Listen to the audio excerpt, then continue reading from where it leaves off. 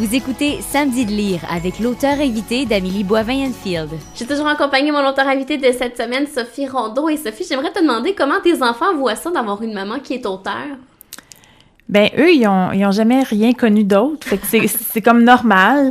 Ils trouvent pas que maman est super parce qu'elle écrit des livres ou pour eux, c'est comme une maman normale. Là, mon fils, mon troisième garçon, à un moment donné, mon chum lui disait là, il y a quelques semaines, tu trouves pas ça cool? Maman elle est sur Wikipédia. Puis il dit, ben non, elle est pas cool, elle me laisse même pas jouer aux jeux vidéo. Fait que tu sais, pour lui, c'est comme c'est pas grave là, tu sais, c'est.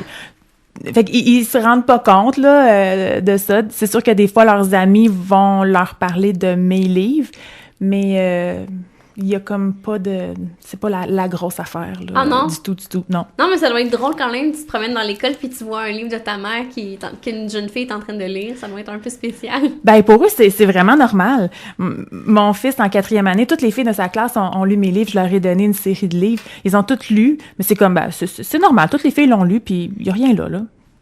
Fait que Mais est-ce que tu fais des rencontres dans les écoles? Oui, j'en fais cette année un petit peu moins là, avec les moyens de pression des profs. Là, j'en ai fait un petit peu moins, mais je vais en faire là, justement là, dans les prochaines semaines. Je vais en faire à Brossard surtout. Je vais aller en faire à Edmundston aussi le mois prochain quand je vais aller au Salon du livre d'Edmundston. Fait que j'en fais finalement de la maternelle à secondaire 1. Fait que, à ça tous les ressemble niveaux. à quoi, ces rencontres-là, auprès des jeunes? Tu parles de tes ouvrages, de ta carrière d'auteur? Comment ça fonctionne? Ben, je parle de comment est-ce que je suis devenue auteure, à quel point j'écrivais tout le temps quand j'étais petite, adolescente aussi, que je voulais publier des livres, mais là, bon, quand tu commences ta vie d'adulte, que tu n'as publié aucun livre, ben là, tu as bien beau vouloir être auteur, mais là, tu peux pas en vivre. Donc, c'est ça. J'étais allée en enseignement. Je leur raconte les petits secrets en arrière de mes livres, là, les idées que j'ai eues, comment je me suis inspirée pour écrire telle ou telle histoire.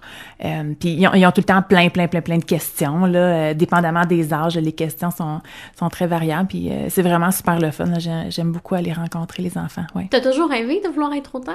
Oui, depuis que j'ai 8 ans, là. Ah oui, vraiment? Oui. J'écrivais déjà des petites histoires, là. C'est ça. J'avais 8 ans, là, des petits livres que j'illustrais aussi dans le temps, là. Et, que j'ai retrouvés, là. J'en ai retrouvé certains, là, récemment, là. Ça fait des beaux souvenirs. Et comment ça a été quand t'as reçu ton premier livre? Là, t'es rendu à une vingtaine, mais le premier, quand tu l'as reçu, ça devait être une fierté qui a été publiée. Oui, parce que c'était vraiment mon rêve depuis des années, là, qui se réalisait. Puis avant ça, j'avais vécu...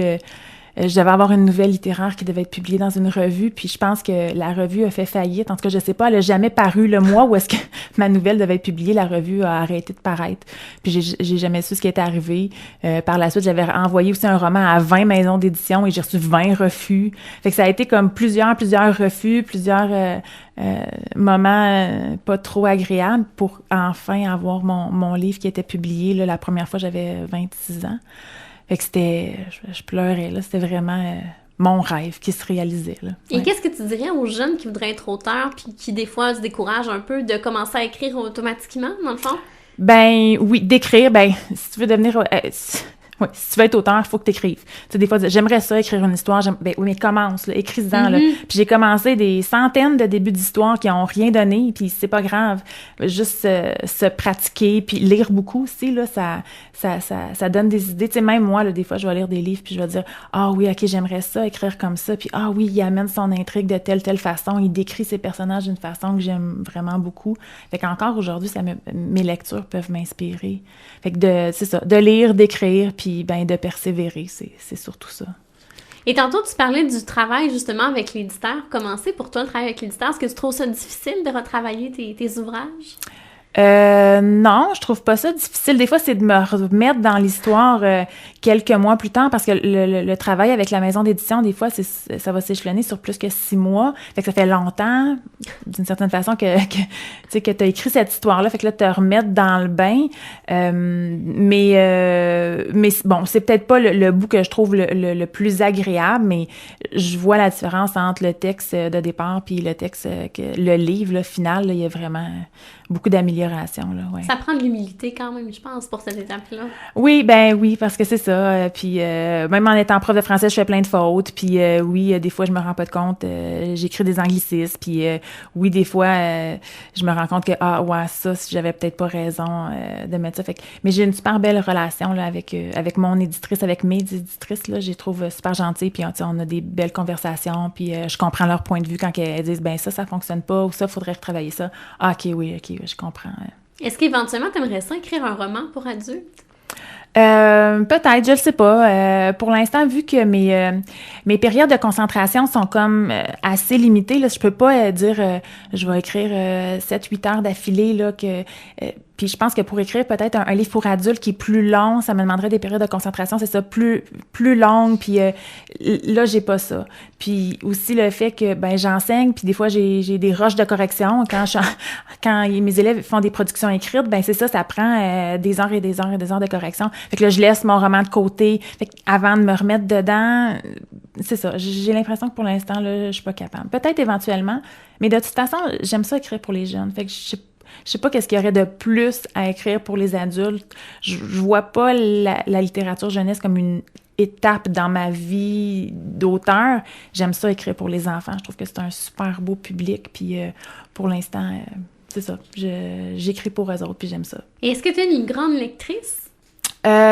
Oui, mais en fait, je lis pas tout le temps parce que quand j'écris ou quand je corrige, j'ai pas vraiment le temps.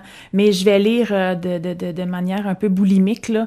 Fait que, par exemple, pendant la semaine de relâche, j'ai lu, 2000 pages là, pendant la semaine, là. Donc, j'étais vraiment en vacances, puis j'ai dit, là, j'écris pas vraiment, je suis vraiment en vacances, puis j'ai lu beaucoup. Mais pendant un court laps de temps. Fait que ça varie, là. L'été aussi, je peux lire énormément. Mais est-ce que tu peux lire en période d'écriture ou ça te déconcentre puis ça pourrait t'influencer en période d'écriture? Des fois, oui, je peux lire, mais souvent c'est ça, je vais attendre d'avoir, je vais lire tout un roman puis là je vais recommencer à écrire là, les deux. Là, dans la même journée, lire mon roman puis écrire, c'est un peu plus difficile. Et est-ce qu'il y a un genre que tu affectionnes plus qu'un autre en littérature? J'aime beaucoup les romans policiers. J'aime beaucoup les romans policiers, les romans historiques un peu aussi, là, mais les policiers, là, les polars, là, j'aime beaucoup ça. C'est surtout ça que je lis ces temps-ci. Ouais. Et t'aimerais-tu ça en écrire un, justement, un polar jeunesse? Parce que t'écris beaucoup pour les filles, mais j'ai l'impression que ça irait chercher des garçons. Oui, peut-être. J'écris avec un enquêteur là, pour enfants, là, les Adrien Rossignol. C'était des petites histoires, là, donc où est-ce qu'il y avait des enquêtes. Mais oui, mais encore là, je pense que ça doit demander beaucoup de préparation, là, vraiment pour bien ficeler ton intrigue, là. Oui, peut-être éventuellement, là, ça pourrait me tenter, là, mais je pense qu'il y aurait encore plus de planification que là, dans les romans que j'écris. Mais oui, ça pourrait être un beau défi éventuellement. Tes garçons auraient peut-être plus envie de te lire. Ouais, peut-être, je sais pas. Parce que c'est ça, t'écris pour les filles. Oui, ces livres-là sont pour les filles. Les livres que j'ai écrits pour les plus jeunes, c'était unisexe, là, filles, garçons. Puis, donc, ils les ont lus. Là, ils ont un peu vieilli. Ça leur tente plus trop de lire des petits livres de 32 pages. Mais, ouais, je sais pas. Peut-être à un moment donné. Oui, éventuellement, peut-être un duo gars-filles, peut-être. Ah oui, c'est vrai, je préfère ça aussi. Ouais. Mais là, j'avais vraiment... C'est parce que les lectrices de Cupcake et Claquettes, là, ils étaient tellement fines, puis tu sais, dans les salons, puis j'ai souvent des courriels, puis quand je les rencontre dans les écoles aussi, puis j'aime ça écrire pour ce public-là, puis j'avais envie de leur faire plaisir encore, puis de continuer, tu sais, à écrire pour elles. Fait que c'est pour ça aussi, tu sais, que Selfie et Sushi, c'est pour le même âge, puis c'est un peu du même genre, mais c'est des personnages complètement différents, qui ont des vies différentes, là. Et est-ce que c'est toi qui as trouvé le titre, Selfie et Sushi? Oui, puis pour la première fois, je voulais avoir le titre avant de commencer à écrire. Parce que d'habitude, le titre, souvent, je le trouvais en dernier, là, c'est pas quelque chose de prioritaire dans ma tête. Mais là, je voulais vraiment que le titre de la série teinte toute mon écriture. Fait que j'ai cherché pendant des mois et des mois, j'ai vraiment eu plein d'idées, puis là, j'écrivais à mon éditrice, puis là, je dis, j'ai eu telle idée, t'aimes ça? Ouais, moyen. OK, je vais retravailler. Puis là, je cherchais, puis je fouillais, puis à un moment donné, j'essayais avec un peu des jeux de mots, parce que Cupcake et Claquette, donc il y a 2 sons C. Là, je dis, j'ai essayé avec une autre lettre, puis qu'est-ce que ça pourrait donner? Puis c'est là que j'ai eu l'idée de Selfie et Sushi. Fait que, puis là, dès que j'ai envoyé ça à mon éditrice, elle a dit « Oui, parfait, j'aime ça, on y va! » go. Et c'est là qu'est arrivé le fait qu'Anaï mange des sushis avec son papa tous les Ouais, vendredis. c'est ça. Puis que c'est ça, Raphaël qui a un téléphone cellulaire, j'en ai pas parlé, donc qui aime beaucoup, beaucoup son téléphone cellulaire et qui communique avec son père, entre autres, il s'envoie des textos, puis elle lui envoie des selfies, vu qu'ils se voient pas aussi souvent, là, donc qu'elle voudrait, là, c'est leur moyen de communication, là, tous les deux. Oui, c'est ça, ça permet d'avoir une belle relation qui est un peu plus de cette génération-là. Oui, c'est ça, parce que quand je vois mes élèves qui ont tous un téléphone cellulaire, puis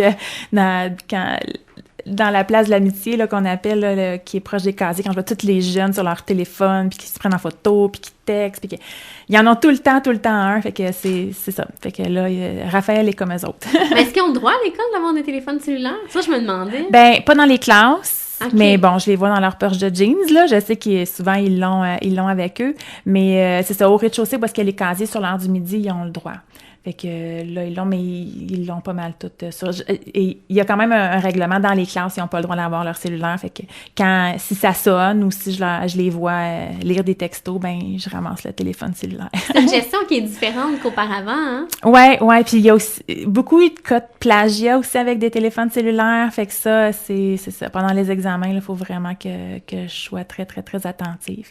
Mais dans les examens du ministère, par exemple, maintenant, les nouvelles règles, dès qu'ils ont un téléphone cellulaire, même si c'est dans leur poche de jeans, c'est 0 à l'examen. Oh. C'est interdit lors des examens du ministère d'avoir un téléphone sur soi. Fait que là, c'est vraiment très, très, très, très sévère. Fait qu'on les avertit bien d'avance. Si tu me permets, Sophie, on s'arrête et au retour, on va parler de ton coup de cœur littéraire. Parfait.